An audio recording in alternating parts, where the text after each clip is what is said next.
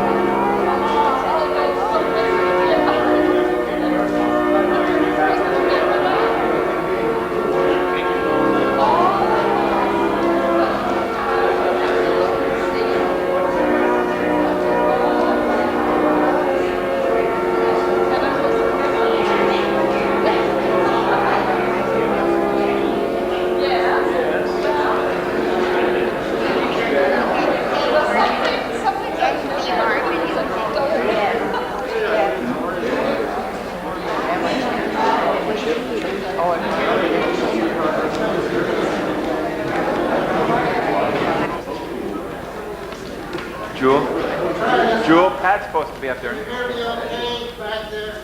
Can you hear me without the mic? If you can hear me, it's better without the mic. If you can't hear me, I'll try to use it. I would like to call this to order. And I'd like, first of all, to thank Mr. Norcross and Mrs. Watson for the organ prelude. This organ was originally to this church, moved out at the time that the church was closed up in Chandler. It's been brought back, and as I understand, it's to remain here permanently. At this time, I would like to welcome each and every one of you on behalf of the board of directors and the officers of the Mooers Senior Citizens Organization. And I particularly would like to express thanks for the people who have come a great distance and put forth great effort to be here. At this time, I'm going to ask the Reverend Warren Burberry of the Mooers Wesleyan Church to give the invocation, and following that will be the pledge of allegiance by the Vice President of the organization, Mr. Rennie Rapp. Would you please stand?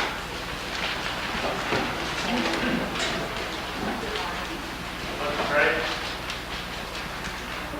Thank you, Lord, today for this occasion that draws us together. And I thank you for each and every one on this infant day who's interested enough to attend. Thank the Lord for those who many years ago dreamed of this day. We're thankful for those who had persistence enough to see the dream come to fruition. And we would pray for those who will have interest enough in the future to carry on this dream. But we pray today that you bless this occasion, make it memorable, and might it be rich. And Lord, we would pray for those who would be a part of this community, who would live in this building. We thank you for those. We would just, in all, want to give you the honor and the glory and thanks, Lord, as we enjoy this time together. In Jesus' name. Amen.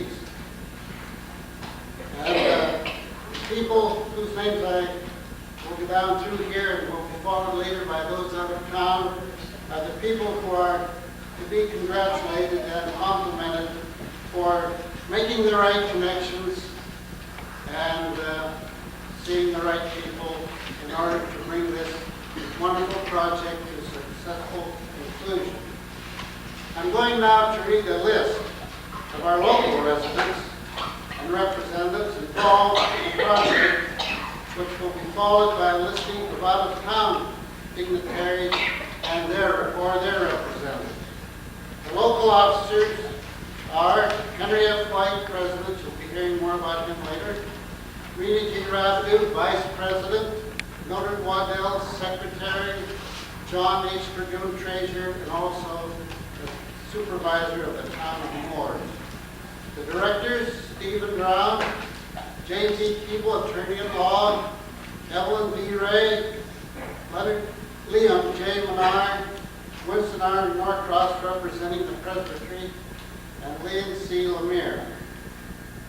Other local residents or representatives, Eleanor Goki, past President of the Mooers Drop-In Center, Ernest Bonus, Clerk of the Works, Edward Mosley, Mayor of the Village of Mooers, Mrs. Catherine Watson, widow of the Reverend William C. Watson, Lawrence Paquette, Clinton County Legislator, Samuel Trombley, Clinton County Legislator in this area.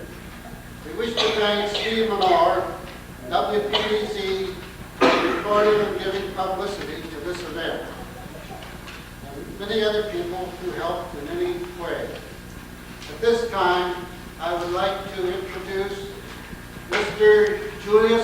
Jules Schwartz, who is the Director of the Rural Preservation Company of Clinton County and Project Director, and he is going to acknowledge or present the out-of-town personnel involved or interested in this project. Mr. Schwartz.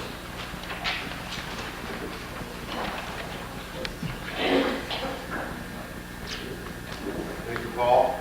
I hope you can hear me in the back. I've never been known for a quiet voice.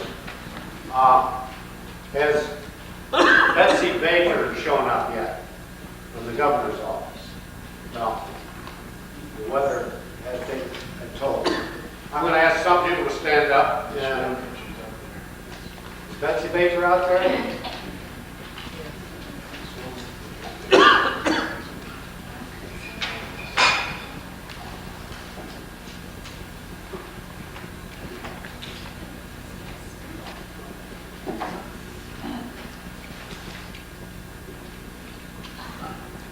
There are some of these people who will ask to speak later on, and we would like them to at least stand up and take a bow. Betsy just did that. Senator Stafford's Representative Bill Flynn down here. And of course, our Assemblyman and guest speaker today, Chris Ortlaw. We are waiting for some people. Maybe they're out in the hallway. Liz Ritter, who is the Deputy Commissioner of the Department of Housing and Community Renewal.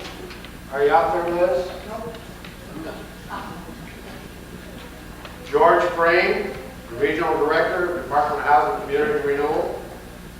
And Tom Doyle, our field representative. They didn't make it, but God knows what the rules are. Back in, I guess it was last year, about this time, we had a meeting here in Mooers, which included myself, Henry, Carol Whiterich, and two young ladies that are sitting here in front. Sharon Ebert, if she'll stand up. Thank you, Sharon. And Alan Boyle. And they said, you can't do that to that church. Because we were just going to come in here, gut it out, and put apartments. We thought that'd be an easy way to do it. Well, as you can see, they stopped us, and you can see the results of the stoppage right now. And we thank you for what you've done. I have been looking for Kay Felty, who I'd like to recognize, Office for the Aging, but she is not here. And Mr. Fred Vernon, the President of the Office for Aging Advisory Board, is here and has a few words he'd like to say. Fred.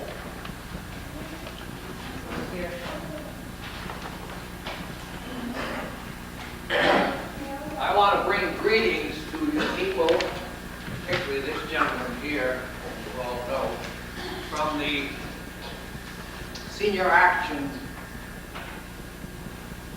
New York State-wide Senior Action Council.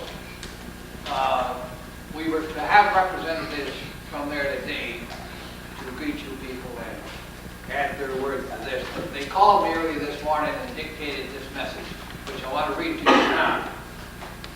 Congratulations to the Mooers senior citizens and especially Henry White, President of the club, for their immense achievement in providing these beautiful housing quarters for senior citizens of the community.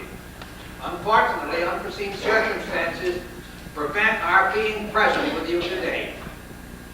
Hence, we are represented by one of our board members, which happens to be myself. To all those who have contributed to this achievement, represented by the dedication ceremony today, we hail you as concerned citizens for your fellows. Your pride is exceeded only by the scope of our admiration and gratitude for your great efforts.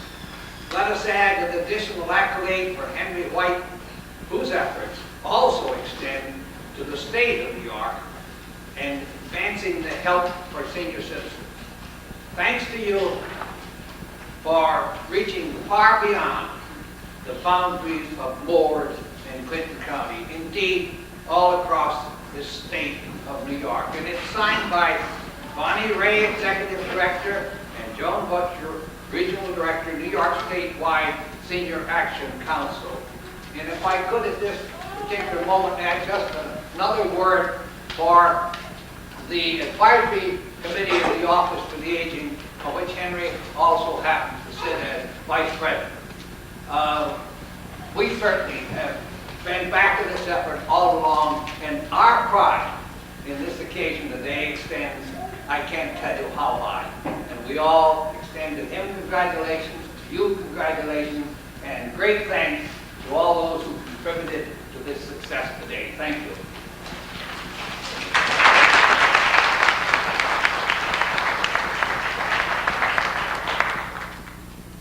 We might now have a few words from Pat Wells, who is representing or standing in for Dr. Schleicher today. Yes, I bring greetings on behalf of the Presbyterian Girls of New York. I was instructed, I don't know whether Henry's going to live through the day or not, to indicate to him and all those who are involved with him in this of our appreciation of the efforts they've made, and the young lady's already recognized for preserving the structure and for allowing the memory of my friend and colleague for many years, Bill Watson, to be memorialized this way. Bill was a caring person, and this is what this stands for, caring for older people. And someday maybe I'll be older myself. My final instruction, which I will carry out my own way, will be kiss Cap, okay? Thank you very much.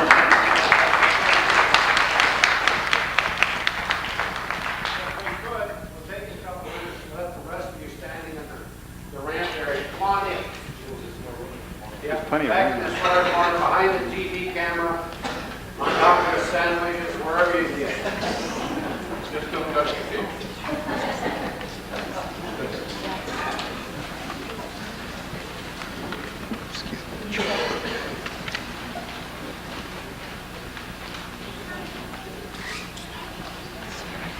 Words. I hope, pray that the church will join this bill. We'd like to, of course, just have a few people stand up, take a bow. A little applause wouldn't hurt because we do have a lot of territory to cover. I would like Hazel C. Wells, the benefactor to the project. Please stand up and take a bow. Or maybe you're already standing, couldn't find your seat. You are, raise your hand. And of course, my boss, Mr. Pat McCutcheon. How are you, Pat?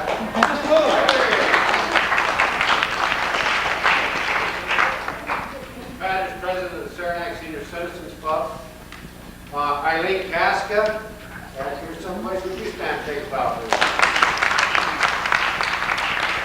Eileen is president of the Lion Mountain Housing Development Fund Company. Would Mildred Dominic stand up, please? I know you're here somewhere. Mildred is the president of the Ellenberg Housing Development Fund Company, Inc., so you can see what's coming, folks. Is Donna Primo here? No. Dan LeGree? Hello. There. Cheryl Husker. I was asked to keep speeches short if I could, but some people you got allowed to talk. And I would like to at least pay a little recognition to Terry Austin, Rich Honeywell of Austin and Honeywell, Bob Hayden, the project manager, who I understand is going to do the speechifying, Harry Dow and Dean Rockwell, Rockhill, who are also subcontractors. You have a few words you'd like to have Bob say? I'll say one different thing. Two people I'd like to congratulate. Jules, Henry, the architect, James Tuffy, and of course, Mr. Ernie over there. For some time I had used a Hank when it was on Henry, but that's an inside joke.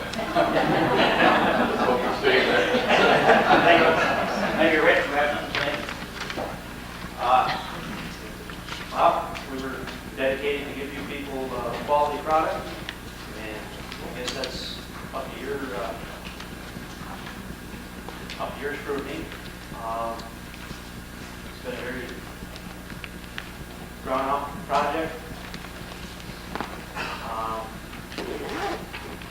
Just thank you for all your cooperation, and hope you stay here. The people stay here.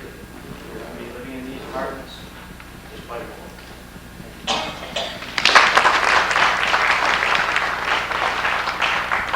There are inside jokes and then there are inside jokes. What they're referring to is a slow draw of money from New York State. I would like to pass something on. It hasn't been an easy project. Henry was the first to attest to that. We had some problems because we had project managers. I went first with the project with Helen Boyle. Then a fellow came over from the office, the State Preservation Office. At the moment I can't remember his name. Then we had Mr. Bob Shields take over. And about that time, after 3 project managers, I had to go to the hospital to have open heart surgery. Now they've come in with a 4th one. I don't know what's next in store for me. We need to recognize, when they're not here, the architect and the engineer for the project, who is George Rosenthal and Andy Abdul. And the project designer, who I was hoping would come today, Mr. Carol Wyridge. There are other people here. I see that Kay Feldy, Officer of the Aging, is down. Bill Fingal, the county administrator, is here. And so we get on with the program. I'm sorry if I've left anybody out. Where's your friend? Okay, let me go in.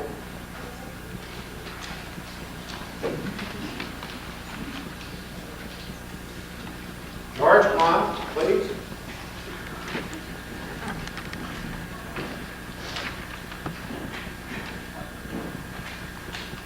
Have a seat there. Oh, okay. Any way you want to do it. Fine. We've already paid honor to these gentlemen, but we'll do it again. And we're going to ask for a few words for Mr. George Frame. He is the Regional Director of the Department of Housing and Community Renewal. The other gentleman with him is Tom Doyle, our field rep for the year. I say a few words. Right on time.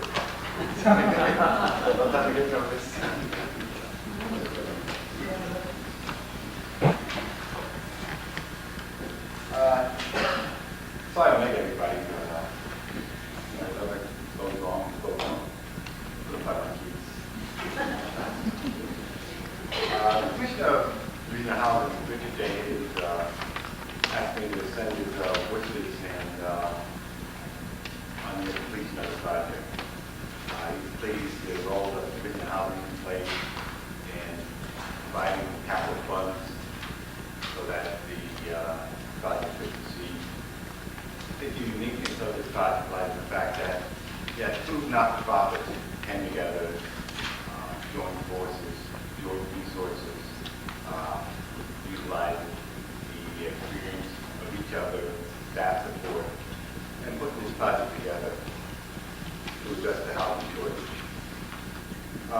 This actually for communities, well, through organizations such as yours, and the 300 other not-for-profits that we do business with around the state, that the housing shortage is being addressed and communities are being revitalized on a daily basis.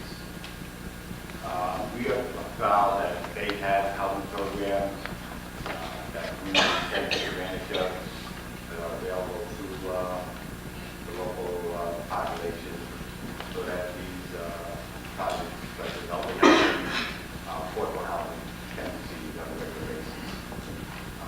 Thank you.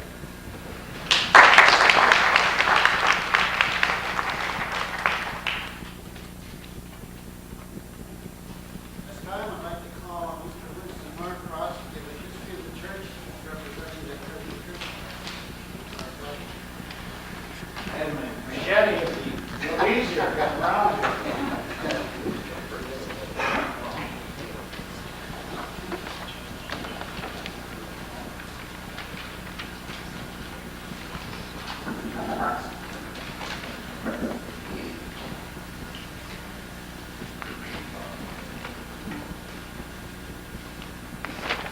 understand I don't need these, but it's sometimes just a little handy. Mr. Vulcan, Mrs. Watson, Assemblyman Ardluck, Reverend Clergy, Jack Wells, honored guests, friends. The first pioneer in the town of Mooers was a man by the name of Joshua C. Bosworth, who settled on the flats in 1796. He was soon joined by his brother Ichabod. Other settlers followed with such family names as Perry, Blackman, Southwick, Churchill, Shedden, Fitch, Smedley, Huntley, Knapp, and others. This church was organized in March 1807 by the Reverend Benjamin Worcester and Reverend Amos Pettengill. It was first organized as a congregational church. In 1928, it became affiliated with the Champlain Presbytery. It was not until 1876 that it became the first Presbyterian church of Mooers, New York. The original membership was comprised of 13 members: Deacon Andrew Blackman, David and Daniel Southwick, David Studley, Joshua Bosworth, Deliverance Blackman, Sally Blackman, Ruth Morris, Polly Smedley, Betsy Southwick, Betsy Whitmore, Belinda Huntley, and Sally Bosworth. The first church services were held in a schoolhouse that stood approximately 1 mile west of the village of Mooers. Meetings continued to be held there until 1827 or 28, when the original building was erected on this present site. The pastor at that time was Reverend Mr. Marsh, who served from 1827 until approximately 1831. That particular building apparently served for about 45 years, when, according to the history of Clinton and Franklin County, this is a quote, "It underwent much modification and was materially improved in size and appearance," unquote. And this took place under the pastorship of Reverend Mr. Bradshaw, who served from 1869 to 1871. The so-called vestry, which stood on the present site of our 3-story senior housing building next door, was erected just previous to that time. This building was, of course, torn down to make room for our present housing. The manse, which is the building just west of the William C. Washington Memorial, served as such until 1942. It is presently owned and occupied by Mr. and Mrs. Pacey. Now, I have not attempted to list the numerous pastors who have over the years served this church so admirably. Any person interested in researching further, you may find documentation in the aforementioned History of Clinton and Franklin County, which was published, by the way, in 1880. Or perhaps more easily, in the bicentennial edition, Historical Review of the Town of Mooers.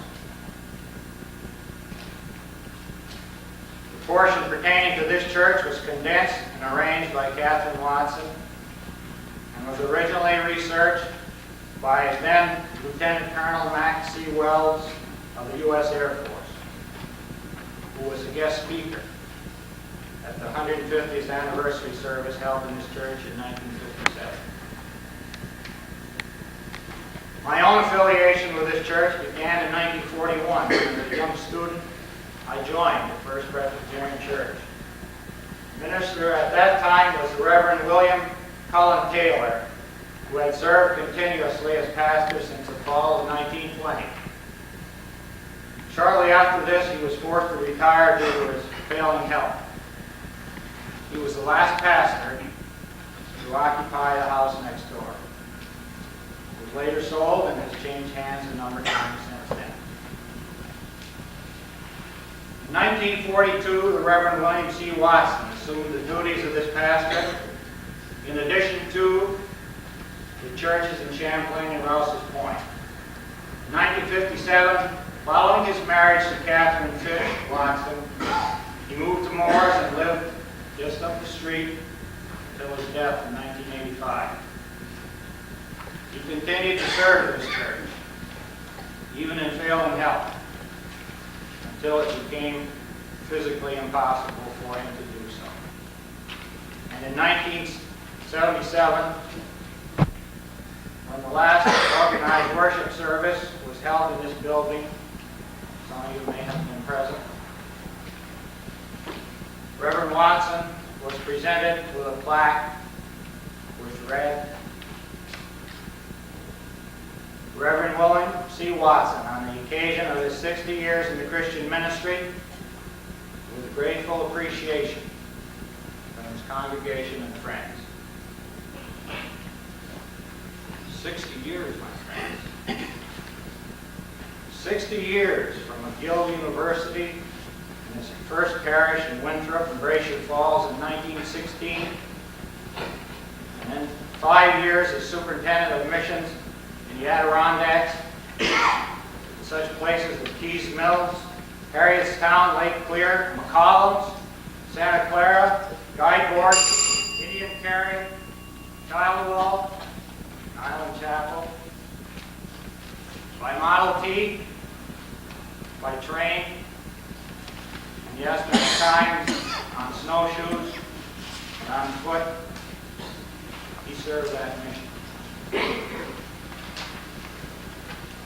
I was very privileged to have served and to have worked closely with Reverend Watson in my capacity as a trustee and as ruling elder of this church. Some of my finest recollections are of the visits we used to have as we traveled to meetings in Presbytery. He would oftentimes relate to me stories of the old days about his Model Ts, about old friends he had known over the years, about he and a Catholic priest friend used to meet and go fishing on Black Pond near Keys Mills nearly every Monday morning when they could. About how on some days he would try to sneak out a little bit and have a nice 18-inch speckled trout to hold up as the end approached. All this at a time when the spirit of ecumenism was not nearly as pronounced as it thankfully is today. In fact, one of the Rev's finest characteristics was his tact and his diplomacy. He always seemed to know the right thing to say at the right time. I was never uneasy or concerned as he spoke at ecumenical gatherings. I never feared that he might say something to offend those of another faith or persuasion, as can sometimes happen. On numerous occasions over the years, my Catholic friends have conveyed to me concerning the respect and the esteem with which they held the Reverend Watson.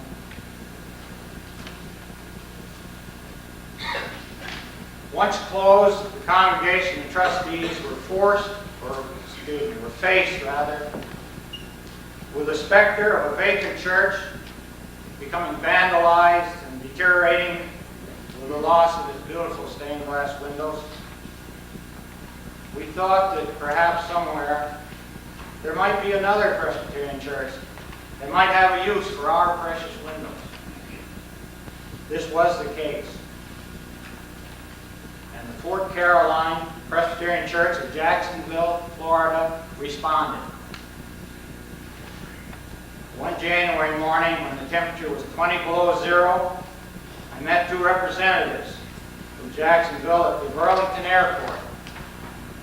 He with just a light raincoat, and she wearing a pair of open-toed shoes. They were members of a growing and progressive young Presbyterian church in Jacksonville, which was entering into a building program. They loved our windows, but were distressed by the fact that there were panes missing and hundreds of cracks in each one, plus the fact that it was sagging quite badly. Enter Mr. Hassan Ali of the India Glass Company in Irona. A bargain was struck, and for very modest fees all the way around, the windows were repaired. A no small matter, since colors had to be matched, relighting was necessary, plus they had to be sandwiched between layers of Lexan plastic in order to protect them. Mr. Ali and his artisans performed a most remarkable transition, and today they have become an integral part of the Jacksonville Church. I spoke only this morning with the Reverend Herb Mesa, pastor of that church in Jacksonville, and also vice moderator of the synod there, which comprises a large chunk of the southeastern part of the United States. And near as I can relate this to you, I will, because I jotted it down after I spoke to him with him. He asked me to please convey this to you today. First of all, he said, had I known sooner, that's my fault that he didn't, I would have told Synod, and he would have sent me, and I would have been there today. Please convey to the people my message. Not unlike the resurrection, the little church in Mooers has, in a sense, given up its life, but has been reincarnated twofold. In the William C. Watson Senior Housing Unit, and in the Fort Caroline Presbyterian Church in Florida, where the stained glass windows continue to inspire one and all.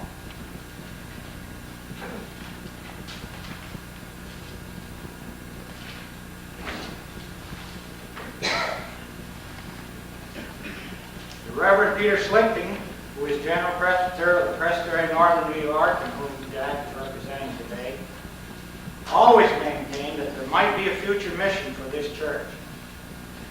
Now, he was a man of vision. Speaking of men of vision, I must mention our own Henry White, who also had a dream which he preserved and pursued by being the main motivating force behind an effort eventually involving many others, but which is being culminated here today. Our hats go off to you, Henry.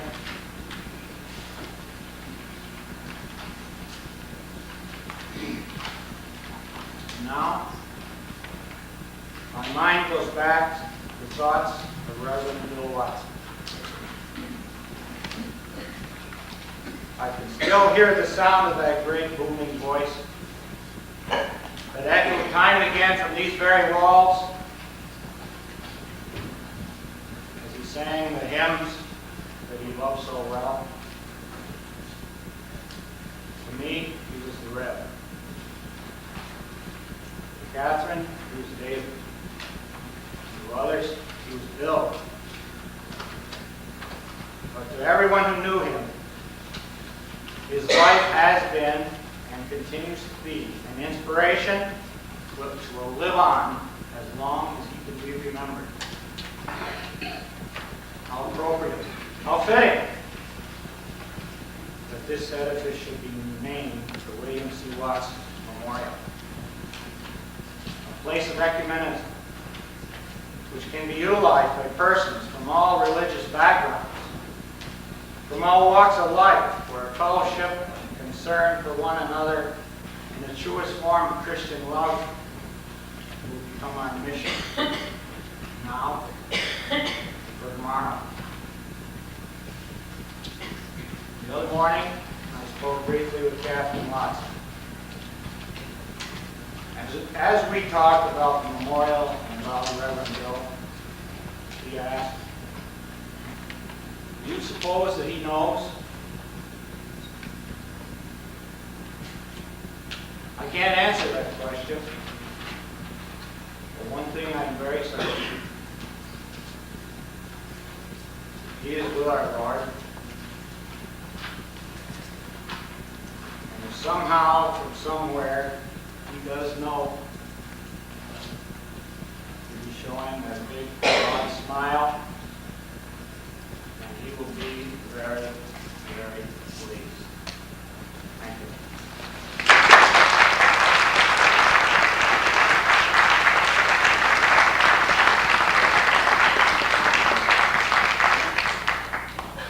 Thank you very much for an excellent review of the history of the church. It was very well done. Now, according to our schedule, we were to have the Sweet Adelines about noon. Are they here, Marjorie? Marjorie? Can I have refreshments first? Okay, then change our schedule. You're going to have refreshments first.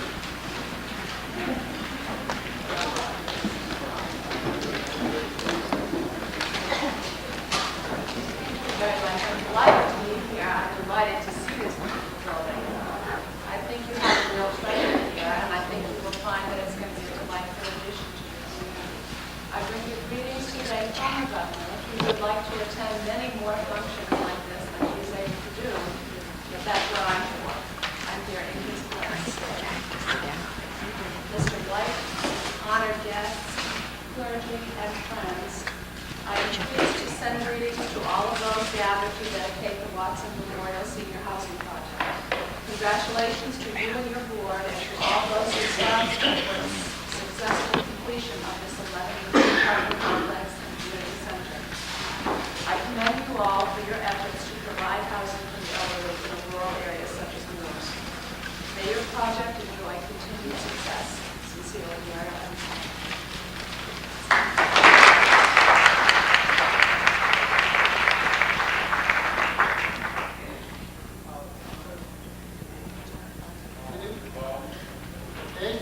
I think it might be fitting being a church, because it's kind of like a prayer meeting, and we get up and speak. I be somebody here, and I guess I'll have to do it to conjure up the spirit of Catherine Laramie. That name I know rings a bell with almost all of you, I'm sure. And I just wish she could be here today, too, because she had a stake in this thing, and I know she'd be gloriously happy at today's dedication ceremony. So just a hand in absentia.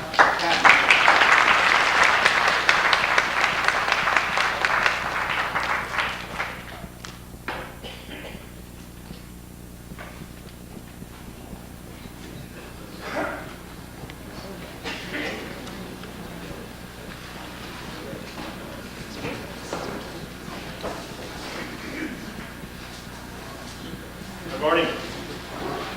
I'm Roy McGee, and I'm here as Dave Martin's field representative here in the northeast corner of the district. And he asked me if I would stop in for this gathering and offer you all his best wishes and congratulations for a most beautiful and fitting program for the senior citizens, and to extend special greetings to Henry White and Pat McCutcheon and all of those who were instrumental in bringing this to fruition. And yes, Kathy, we all know the part Kathy played. You know, I look forward to, I'm not sure that I look forward to being a senior citizen. But while I was the county treasurer 2 or 3 years ago, I became liaison to the senior council services, and you know, I found out that being a senior citizen wasn't too bad. And I'm just proud and glad to be here. Dave sends his best wishes, and anything or anytime you want to contact him or his office, don't be shy. We're here. Thank you.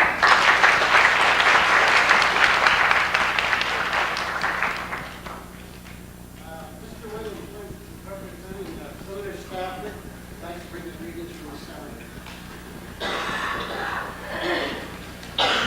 Senator Stafford, regretfully, you know very much that he's unable to be here, that he had planned to be here, and since I am becoming the professional pinch hitter, I got the word just a little while ago that he was unable to make it. He arrived home from downstate at 1:30 this morning.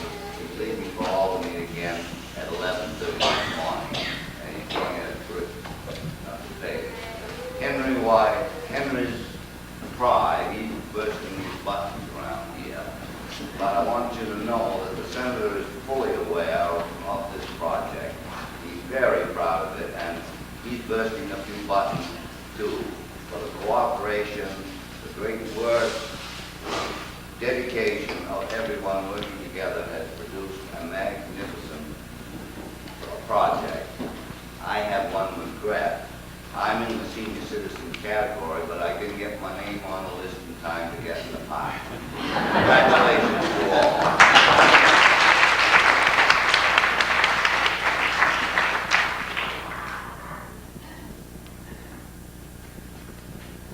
What's the verdict back there? All set for freshmen? Yeah. Okay, how do you want them to do this? How are they going to be served?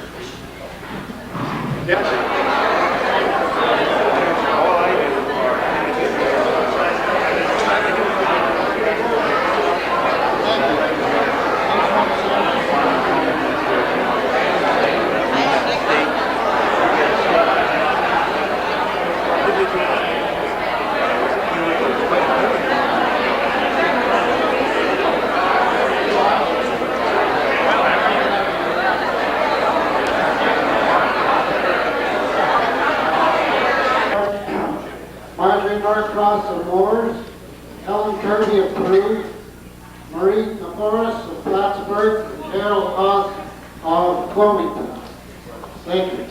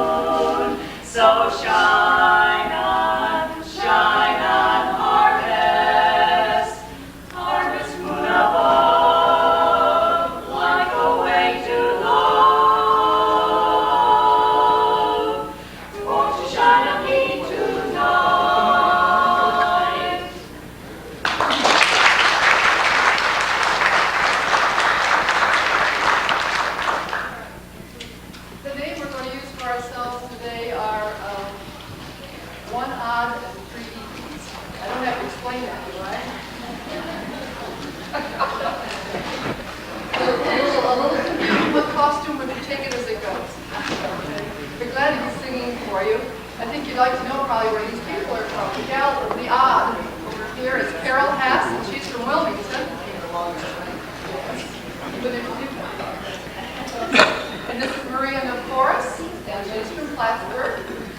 have Helen Turby, and she's from Peru. And most everyone knows who I am. I'm March, and I'm from Mooers.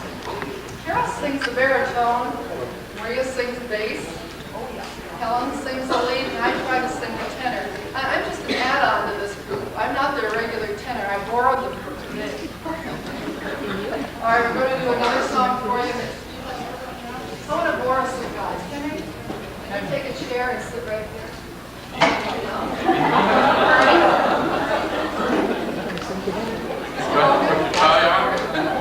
Did I sit in front of you? Go ahead, the other way. Is there a back door? There ought to be a fire. There must be a fire. We're going to sing this song to these fellas. Boys, relax. You are?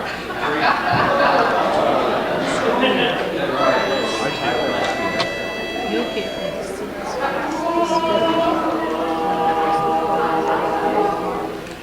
Rolling cheer when you look at me. I wonder where you got those eyes. I don't care what the weatherman says when the weatherman says it's raining. You'll never hear me complaining. I'm certain the sun will shine. And I don't care how the weather vane points when the weather vane points to gloomy. It's gotta be sunny to me when your eyes look into mine. Jeepers, creepers, where'd you get those peepers? Jeepers, creepers, where'd you get those eyes? Gosh, oh, yeah, how'd they get so lit up? Gosh, oh, yeah, how'd they get that size? Golly gee, oh gee, when you turn those heaters on, woe is me, got to put my cheaters on. Jeepers, creepers, where'd you get those beavers? Oh, those beavers, how they hypnotize. Where'd you get those eyes? Golly gee, oh gee, when you turn those heaters on, woe is me, got to put my cheaters on. Jeepers, creepers, where'd you get those keepers? Oh, those creepers, how they hypnotize. Where did you get those? I fell in love with you first time I looked at you. Where'd you get those beautiful eyes?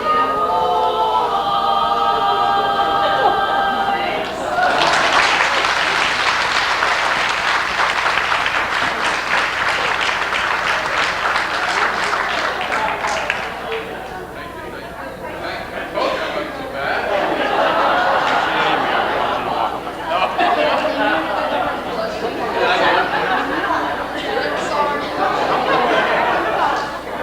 Okay, a number that we like to do for you now is how we feel about you.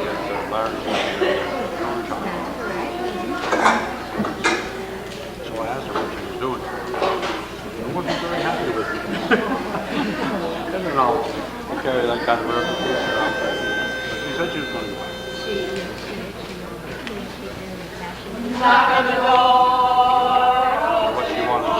Oh, way back. Come right on inside. Consider yourself at home. Consider yourself part of the family.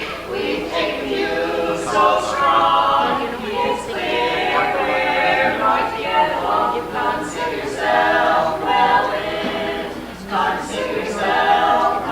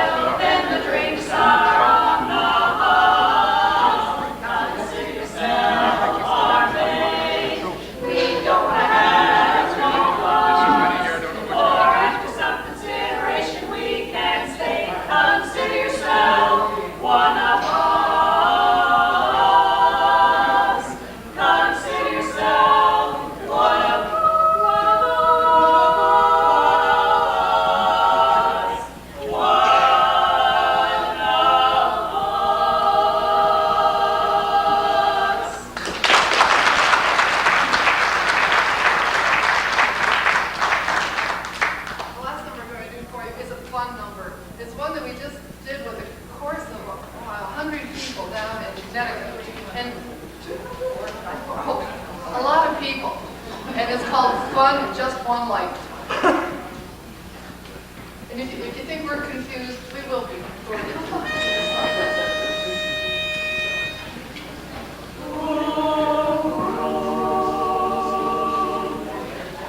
One life to live, one life to live. I want to have fun in just one lifetime. I want to have fun before it's done. I'll find some friends that I can trust, and on my way, I know I must find love with just one person to share with me a family. And let me write a song for the world to sing, and I'll have fun in just one lifetime. Gee, you know I really want to have fun in this old world before it's done. I want to have a fling and have my day in the sun. I'll find some friends who stick together through thick and thin and stormy weather. And then along the way I know I must find love with just one person who wants to share his life with only me. And when the time is right, we'll raise a family. And let me write a song for the world to sing, and I'll have fun in just one lifetime. Gee, you know I really want to have fun in this old world before it's done. I want to have a fling and have my day in the sun. I'll find some friends who stick together through thick and thin and stormy weather. And then along the way I know I must find love with just one person who wants to share his life with only me. And when the time is right, we'll raise a family. And let me write a song for the world to sing, and I'll have fun in just one lifetime. One, yes, one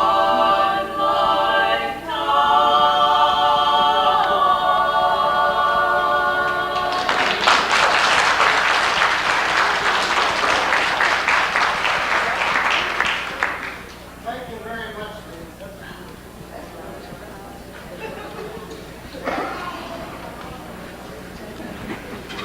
Mr. Bartloff.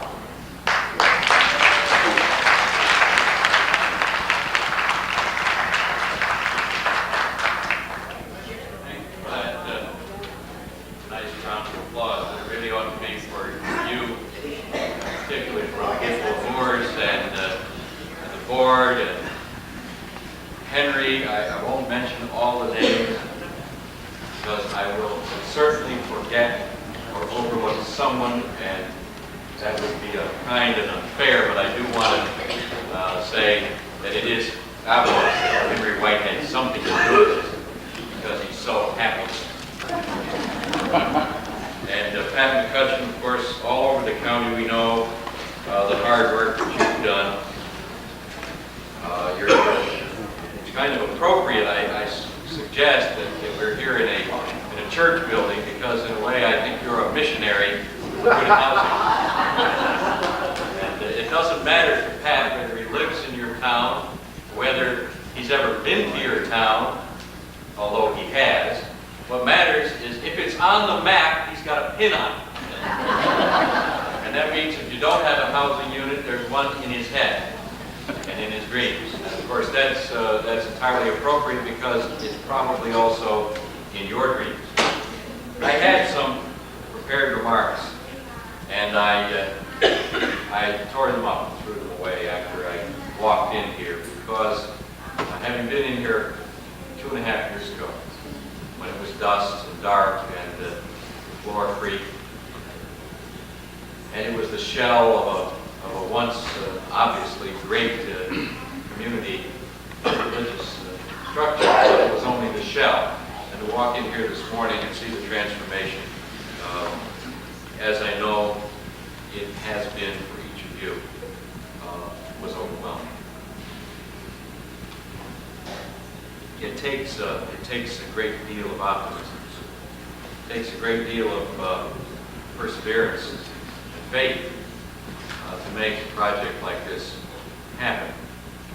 It takes a lot of phone calls, and a a lot of miles on the car.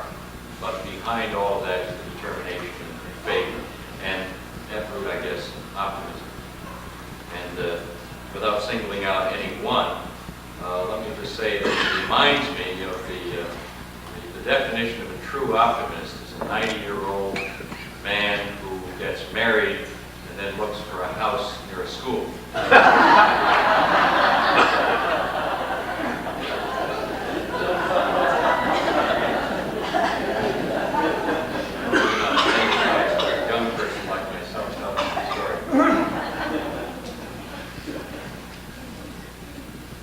I guess what I want to talk about, and I just made a few notes, and I hope I can string it together as coherently as I wanted to, was the way I was moved by the transformation here. Thank you for inviting me to share this happy day. That's what I feel. I feel honored and privileged to be part of your celebration, because it means a lot, whether it's Sam Trombley or Larry Paquette, who represent this area in the county legislature, or Senator Stafford or myself representing you in Albany. It means a lot to those of us who are sworn and charged to represent you, to also be able to represent the spirit of the communities, in addition to the ideas and the opinions. A fellow told me the other day, half seriously, half in jest, that it looks to me like all you're doing these days, Assemblyman, is going to ribbon cuttings and ceremonial events. Don't you do any real work? And it was half serious. I think he really didn't think we were doing anything at all. And let me just say two things. First of all, that's not true. We are doing other things as well. But secondly, I think he missed a very, very important aspect of representative government, at least in my humble opinion. If you can't participate in the events of a community, if you can't be there in the happy times, if you can't be there when the times are tough, then you can't really represent the people, because you don't know what's in their hearts, and you can't even begin to feel what's in their dreams. But on a day like today, you can. And that's what I mean. That's why I say, in all sincerity, thank you for giving me the honor of taking part in this very, very happy occasion. This was dust a couple of years ago, this room. It was, for a time, destined to disappear altogether. And then something happened. And for those of you who don't know, it was a fortuitous change in the regulations of EHCR that allowed new construction, that allowed that wing to be built, and this room to be preserved. And that was fortuitous, but it didn't happen by itself either. It was important to me a little earlier to realize and take note of the fact that you brought the organ back, and that it will continue to fill this room with the music that it once did long ago. It was important to me to look out at the table here and to look at your faces, see the emotion in your faces, and to understand, you see. I can't feel it the way you do, because I didn't live here all my life. But I can see it, I can sense it, and I can carry that away. When I'm in Albany, and I know Senator Stafford and I have spoken about this theme many times, when we're in Albany, it's vitally important that we can see, feel, and hear the people and the communities that we represent, so that it isn't just an academic exercise. It isn't just a matter of counting up the letters who want you to do a certain thing and saying, well, I guess there are 100 letters, so we better do it. It's a matter of knowing when you read words on a page from someone such as yourself that says, we need this, we need that, we need your help. It comes from a real person in a real town, real needs, real hopes, and real dreams. And you don't get that by by staying in the office. You get that by coming here. So again, I want to thank you for extending that invitation, and I hope in that spirit that you will extend many, many more, because in addition to the benefit that I think we clearly derive from that, it's also a heck of a lot of fun. And fun, of course, makes the job you're doing. I think it's important that this building fills a need, fulfills some dreams, is the fruition of a lot of hard work and optimism. And that it brings back through the organ, through the woodwork, through the memory of Reverend William Watson, the life that this structure had for so many, many years in the life of this community. You didn't say, by the way, Henry, right here, and the rest of the board, you didn't say, give me a house, give me a project. You said, give us help. It's so important. You didn't have your hand out saying, do it for us. You said, help us do it. And you can see the result right here in this room. This isn't a cookie cutter housing project with bricks and modern windows. It isn't, with due credit to the architects, builders. It isn't something that you could build just anywhere, any more than the schoolhouse in Churubusco is something that you could build just anywhere. It's something that you built, your ideas, with your imagination, in your community, to fit your community. Not only its present needs, but its heritage. And that is partly because you didn't just come in with your hands out. You were willing, thank God, to do an awful lot of work, beat down a lot of doors, convince people to do it for you. And it's also partly because, and now I'll just turn a little bit serious here. It's partly because the laws and the regulations that have been written in this state have been written in such a way that, not in every, you still have to follow, obviously, some regulations, but you can design your own project to meet your own destiny. State dollars added to local dreams and drive produced a unique facility in all the world. So unique in New York, unique to this community.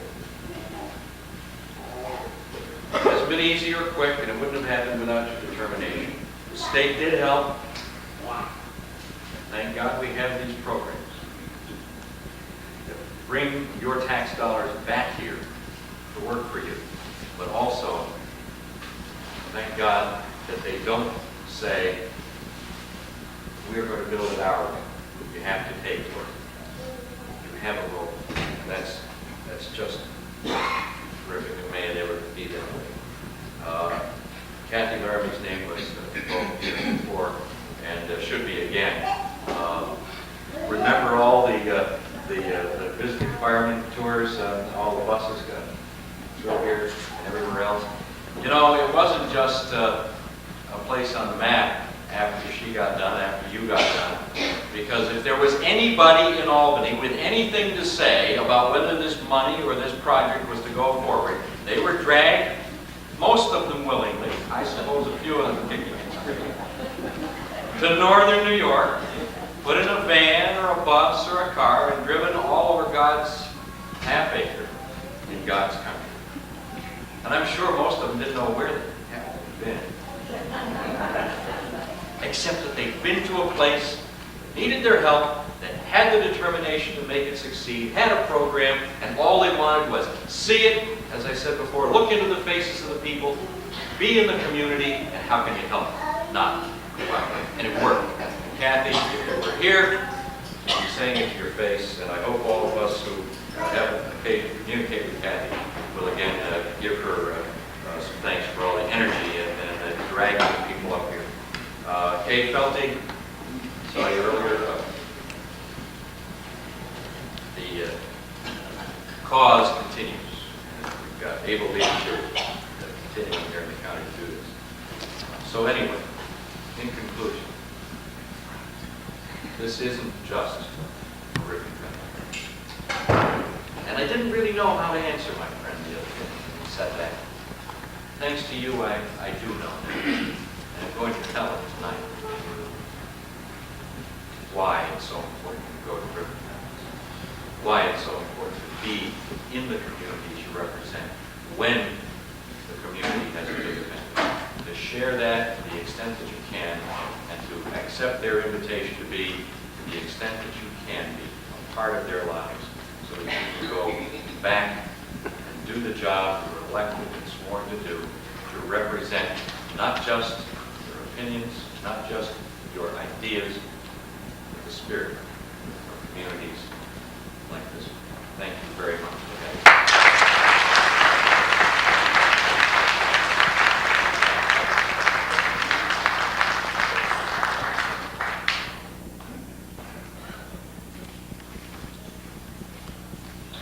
Thank you very much, Senator Marvel. Certainly, the remarks were very well put. And we in the community appreciate the good service that we, our representatives, both in Albany and in Clinton County, are serving.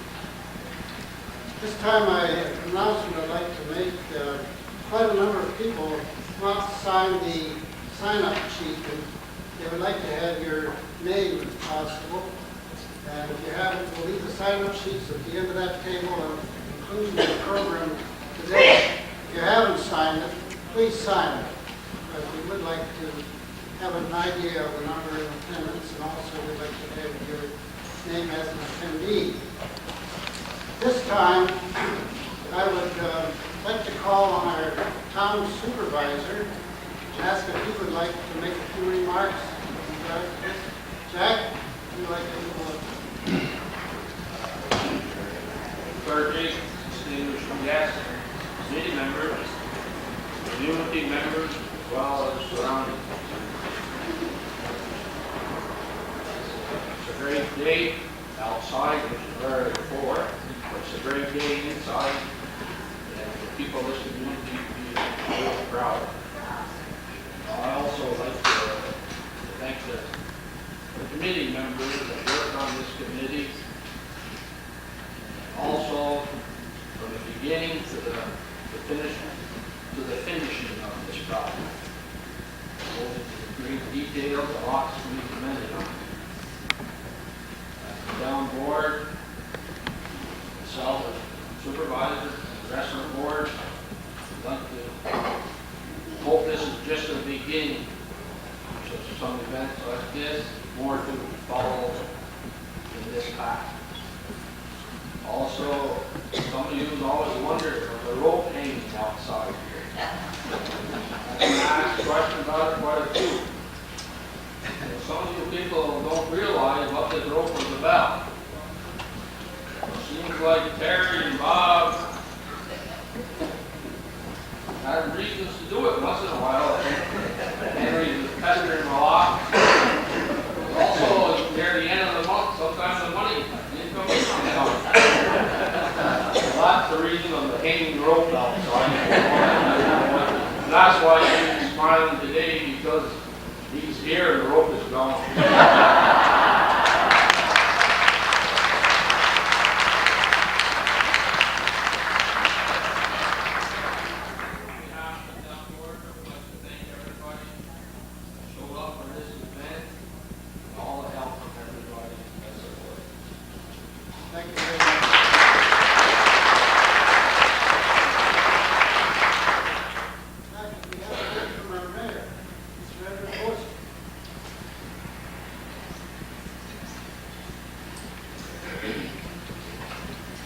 Just a few words to show the church's appreciation for everything that's been done here. First of all, I'd like to thank each and every one of you for being here today. It being such a cold and blistering day out there. It's very nice to see so many people here to help celebrate such a historic day. Also, I thank all the dignitaries who are here today, who have taken out their valuable time to be with us, to help celebrate this day. And above all, I thank you senior citizens for doing what a lot of people think it can't be done. You've done it yourselves. You didn't wait for someone else to do it. And today, you have the results. Many thanks to Ernest Mooers for doing such a good job of overseeing the contractors. Basically, Ernie's job was to look over their shoulders and to make sure that they were putting in the proper items that were requested on the specs and the blueprints, to make sure that every screw and nail that was called for is in place. And I realize Ernie was not too popular sometimes, but we've got a beautiful building because of it. Thank you, Ernie.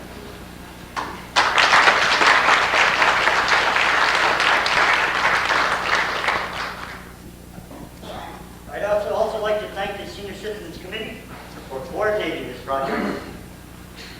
If you think your job has been rough, just stop and think you're only halfway there. There's a long road ahead. Somebody has to manage this. So hang in there. Also, I'd like to thank Mr. Henry White for many hours that he spent on this project. Many trips that he made to Plattsburgh, to Albany, and the many arguments he got into to get this building built. And because of that, the village board has decided to honor him. Henry, you would come over here. With this plaque, the village board would like to present to you. It reads, presented to Henry White, this 18th day of October, 1989, for outstanding leadership in the Mooers Senior Citizen Housing Project, presented by the Mooers Village Board of Trustees. Henry, congratulations.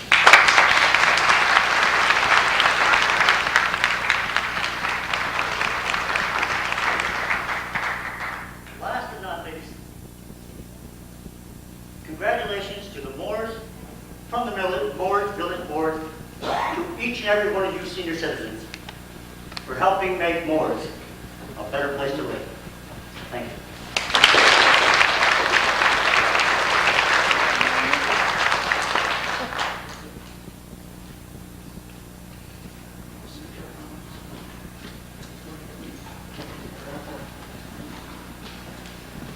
Well, I guess it's my turn.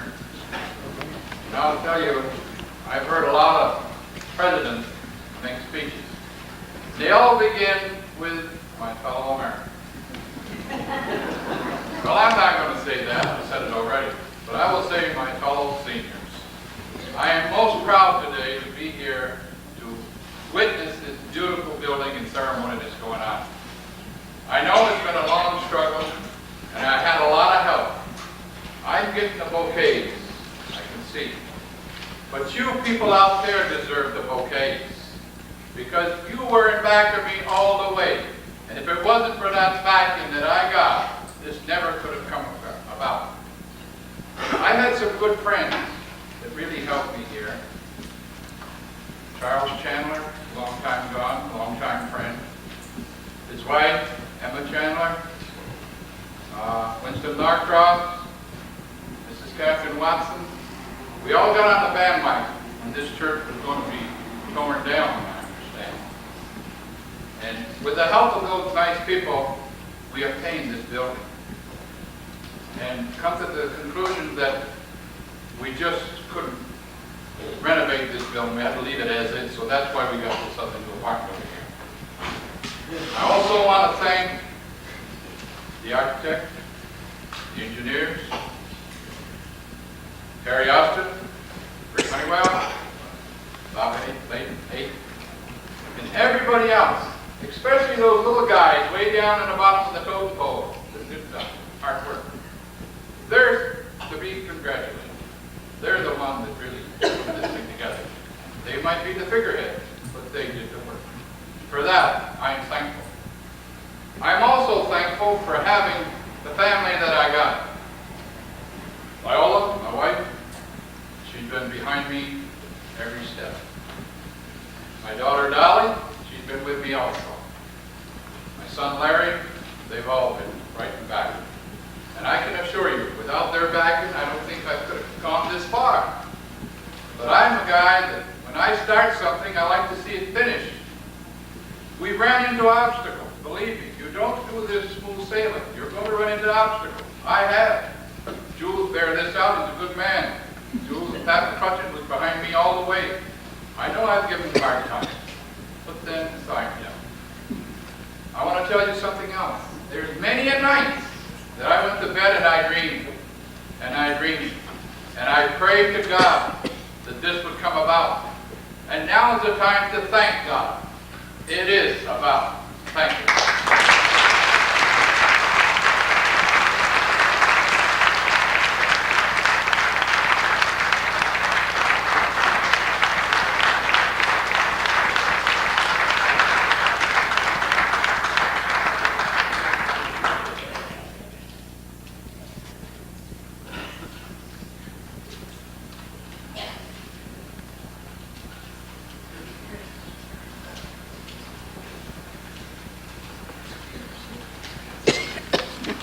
Thank you very much, Henry.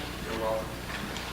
We've heard so much about Ernest Mooers and the wonderful job he did in keeping his eye and ear on the contractors and the builders. I'd like to see, Ernest would like to say a few words with you, Ernest. Look at the works. Very important job. It was a real honor to serve the board. They're real nice people to work with. And we had a good relationship with the contractor, even though he did get mad once in a while, not very often. And that's all I have to say, Mr. Morgan.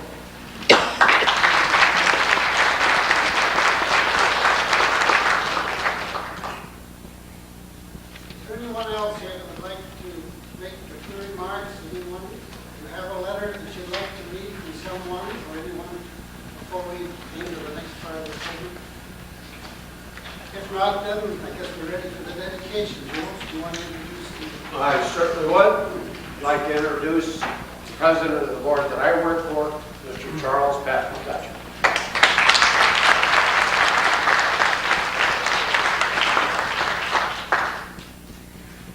Thank you.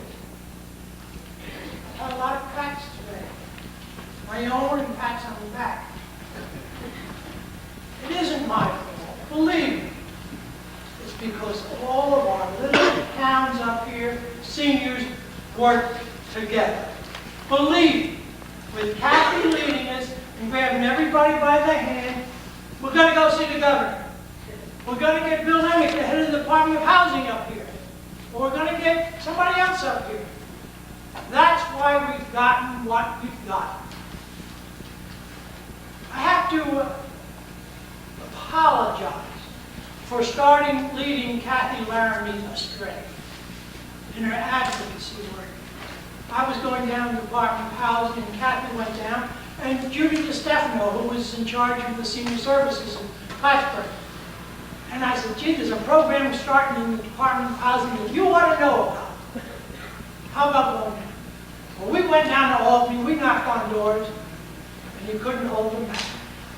When those two women got together, I followed, and we were all over Clinton County like a Swedish street sweeper. We heard all the introductions. I see there was a few people that have to be recognized. Evelyn Watson, who was on Kathy Laramie's board when all these programs and projects started. Shake your hand, Evelyn. Evelyn is on the housing and sheriff hospital. And also with her is my pretty little redhead. I always call my little redhead, who's also on the board up in Line Mountain. I can't think of names, I'm getting too old for that. Oh yeah, Diane. Her husband was going to go trout fishing with him, he never showed up. Ruth Beebe, is Ruth still here? Yeah. Ruth was chair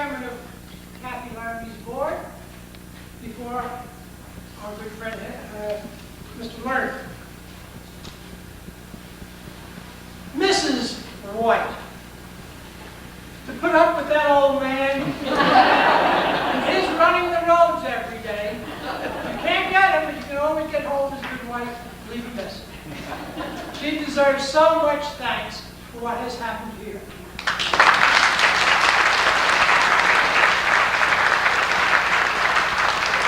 One more very important person who was not mentioned is Carol Carter. You don't know her.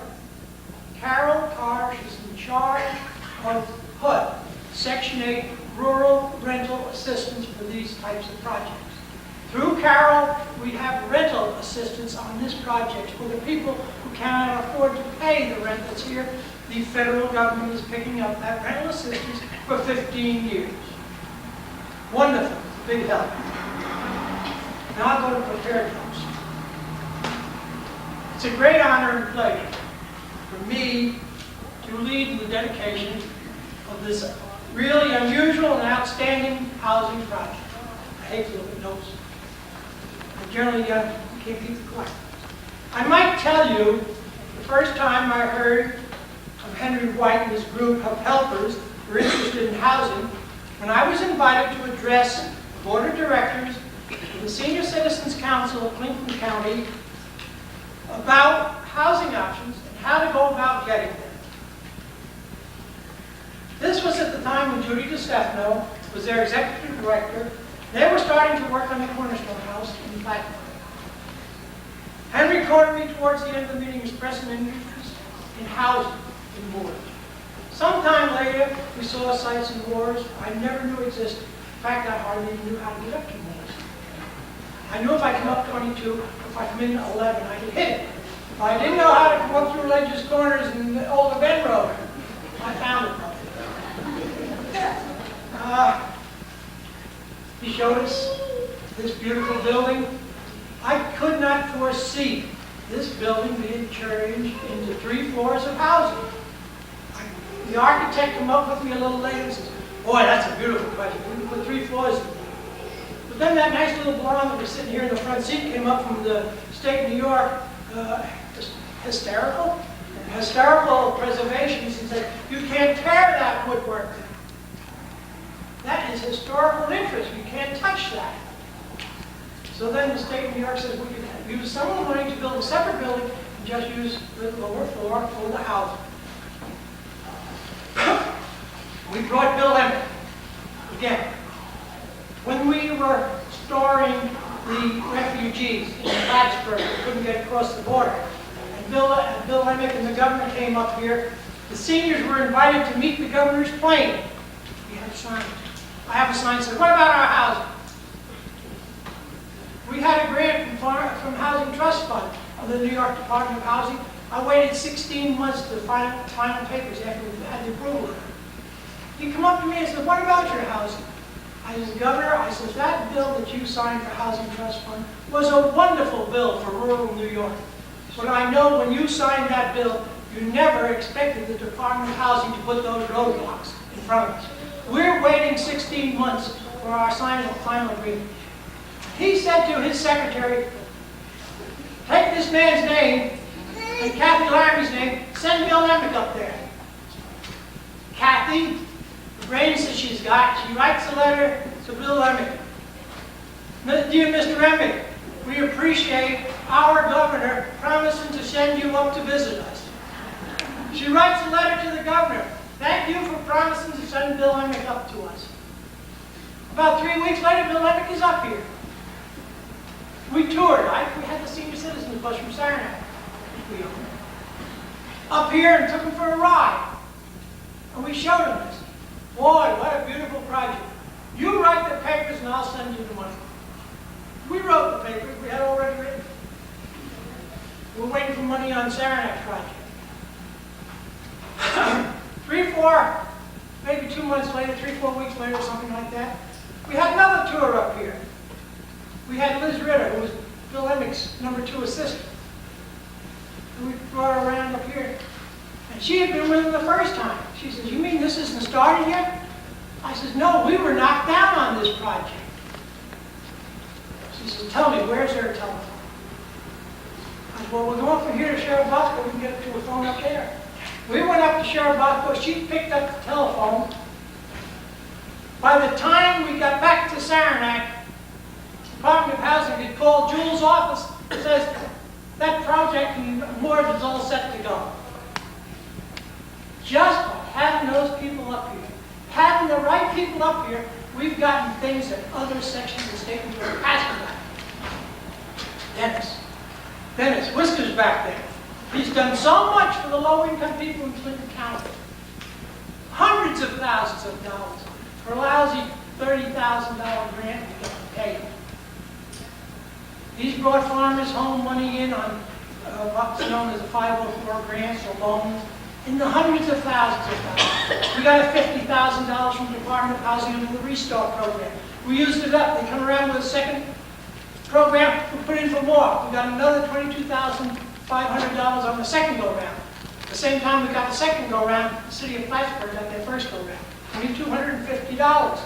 And we had over $22,500. I'm sorry. We had already used up $50,000. We got another $22,500. It's because we worked together. We had help from Jack Dragoon back there in Mooers. We had help from Sarah. We had help from Lion Mountain. We have help working now in Ellenburg, where we're going to go into next. Ride along 374 and look at that beautiful project coming along Lion Mountain. Another week they'll have the roof on. That's the next dedication. We can't tell you when.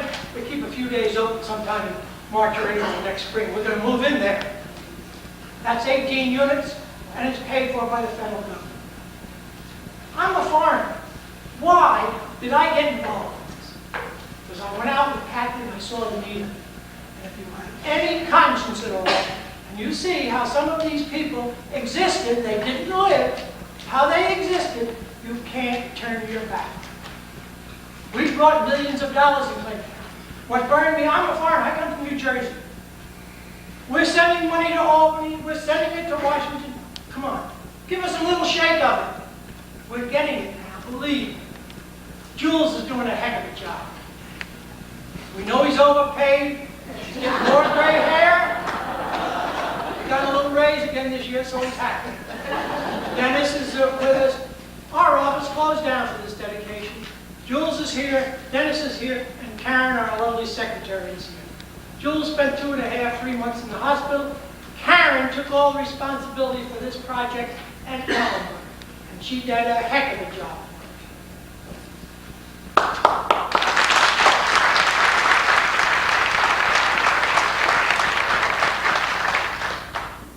the end of this year, we get a little more funding we're looking for. Karen's going to be Jules' assistant instead of a secretary. We're going to hire another secretary to start at the bottom of the learning. It's wonderful to see the seniors working together. Eileen, I stopped in to see Eileen yesterday or the day before, and she's crying. This is wrong and that's wrong. We've had this problem and that. I said, will you forget about that crap? Let me worry about it. Let Jules worry about it. Jules has got big shoulders.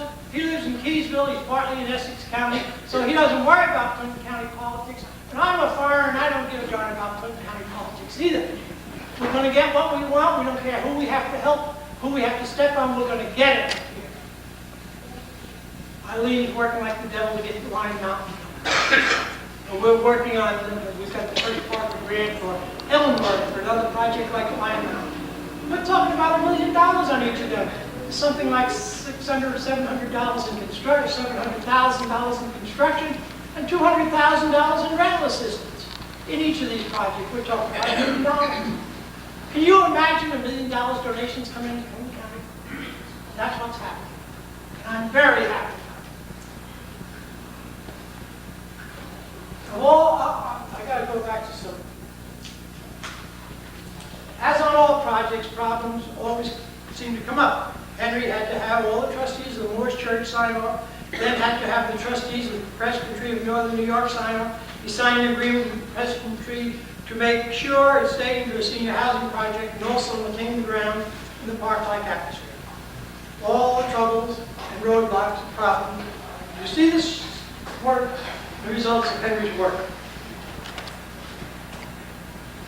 One thing I must tell you, I'm very happy with this day. Jules and I won't be riding up to Mooers every other day. After today, this project is Henry White's and his board of directors.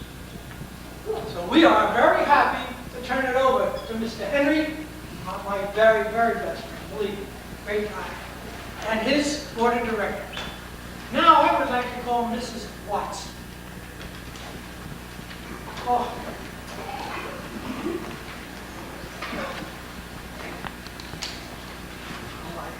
It's been a long time since I've seen you. Mrs. Watson is also going to be one of the first tenants in the Mooers house.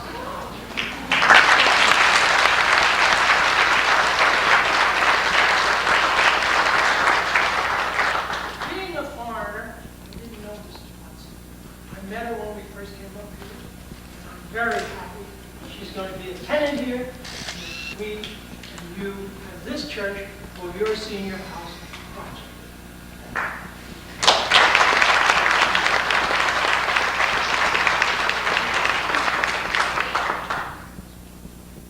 Seems as though we heard quite a bit about dreams today. But I want to tell you that the word wasn't just built up now. A long time ago, Carl Sandburg said, nothing happens except for a dream first. Now, it took a lot of skillful planning and hard work on the part of a lot of people to bring into reality this really beautiful retirement home. But what about our dream? Well, as you already know, Mr. Henry White was the one that had the dream. Now I'm here to thank Henry and thank all of you for your heart, for your interest, for your kindness. You have bestowed upon my husband a great honor in having this project in his name. I thank you all. God bless you.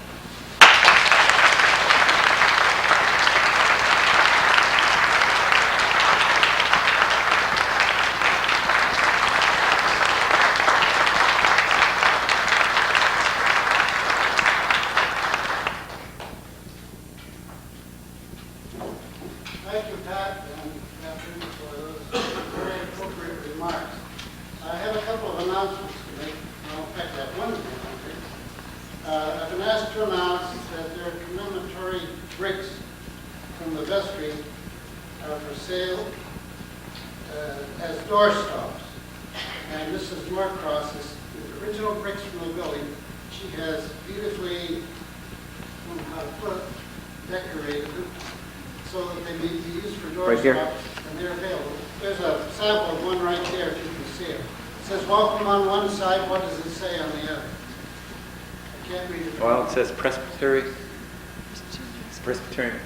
Vestry, Mooers, New York, 1963, 1988. And I'm going to drop it on her head if I keep holding her. Okay, so if any of you would like to purchase one of those, they're available. Now, are there any other announcements to be made at this time? Because we leave this blood for the unveiling of the plaque, and then there will be a tour of the building. And I personally want to thank each and every one of you for coming, and those that participated particularly. And I hope that you have an enjoyable and worthwhile part of the day. Thank you, Jules, for your help. You have something you'd like to say? Yeah, thank you. That McCutcheon beat me just like usual. He steals all my good lines. I wanted to thank Karen Rivers Myers, myself, for keeping Henry off my back while I was in the hospital. Terry Austin, Rich Honeywell, and everybody else. She deserves something like that. Now, could I have Mrs. White, would you come forward, please? Please. Henry? Yes.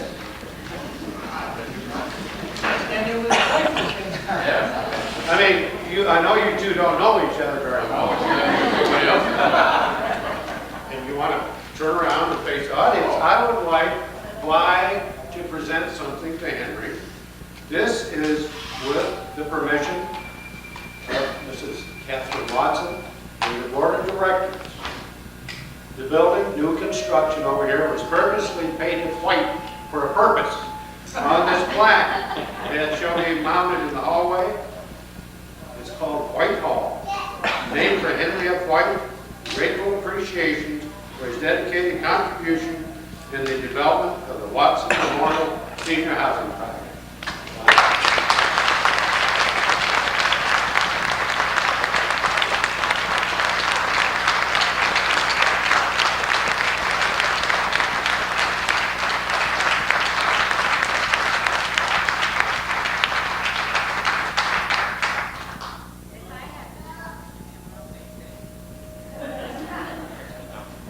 You know, it's hard for words to come now because this is something far beyond my expectations. I believe that maybe other people deserve this more, but I'll take it.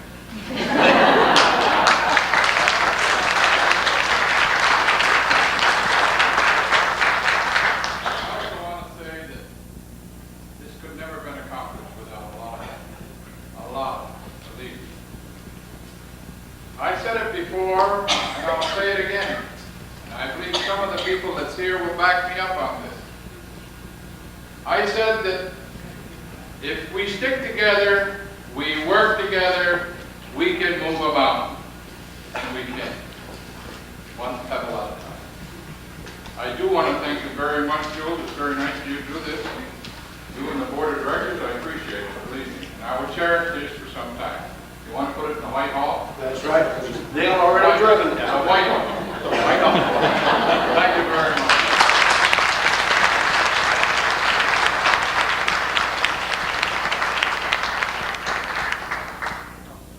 I believe that concludes our program outside of the unveiling of the flag. And I don't know if the food service people haven't told me, but if anyone is still hungry, you can get something to eat. There's some cake over there and coffee. That should be, when do you want to do that? I think we should have the unveiling of the plaque now. And then people may go here and park through. You can't all go through the building at the same time anyhow. So after the unveiling of the plaque, you are free to come in here and get some refreshments. Please sign the register over here. And thank you very much. Appreciate your coming. These double doors are open down here now, so make it a little easier. This is the plaque that was dedicated to the Reverend William C. Watson. I'm sorry I wasn't able to be here for the dedication, but by the time I fought my way through the crowd, it was all over with. Is that? This is a shot of the bathroom. Apartment 201.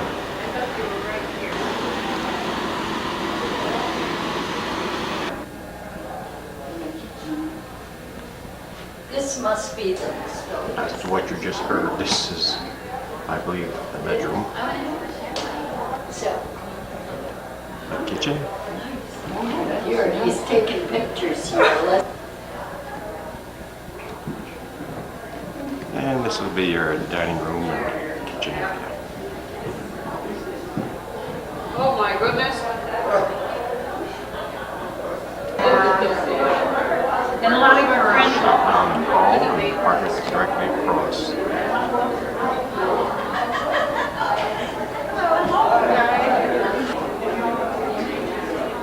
This is part of 203, designed different than 201.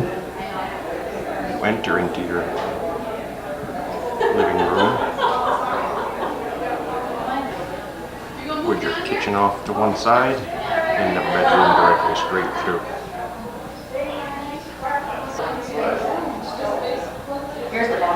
Got your money in. It's an outside shot of what used to be the old church and the new building in which they erected next to it.